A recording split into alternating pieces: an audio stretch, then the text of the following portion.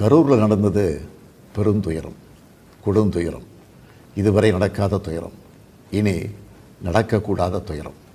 மருத்துவமனைக்கு நான் நேரில் போய் பார்த்த காட்சிகள் இன்னும் என் கண்ணை விட்டு அகலலை. கனத்த மனநிலையிலையும் துயரத்திலையும் தான் இன்னும் இருக்கேன். செய்தி கிடைச்சதும் மாவட்ட நிர்வாகத்தை முடுக்கிவிட்டு எல்லா உத்தரவுகளையும் பிறப்பித்த பின்னாலும் என்னால் வீட்டில் இருக்க முடியல. உடனே அன்றைக்கி நைட்டே கரூருக்கு போனேன்.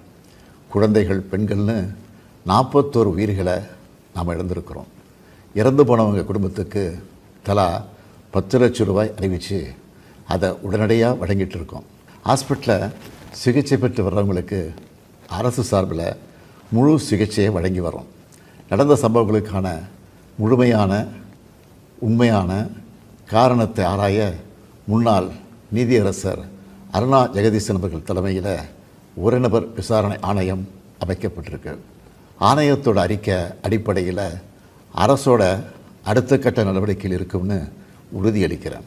இதற்கிடையே சோஷியல் மீடியாவில் சிலர் பரப்புற வதந்திகளையும் பொய் செய்திகளையும் பார்த்துட்டு தான் இருக்கேன்.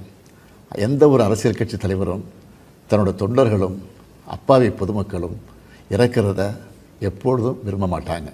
இந்த சம்பவத்தில் உயிரிழந்தவங்க எந்த கட்சி சார்ந்தவங்களாக இருந்தாலும் என்னை பொறுத்த வரைக்கும் அவங்க நம்மளோட தமிழ் உறவுகள். எனவே சோகமும் துயரமும் சூழ்ந்திருக்கக்கூடிய இந்த நிலையில் பொறுப்பற்ற முறையில் விஷமத்தனமான செய்திகளை தவிர்க்கணும்னு கேட்டுக்கிறேன். அரசியல் கட்சிகள், பொது அமைப்புகள் இது போன்ற நிகழ்ச்சிகள் நடத்தும்போது இனி வரும் காலங்களில் எத்தகைய பொறுப்போடு நடந்துக்கணும்னு என்ற விதிமுறைகளை வகுக்க வேண்டியது நம்ம எல்லோருடைய கடமை.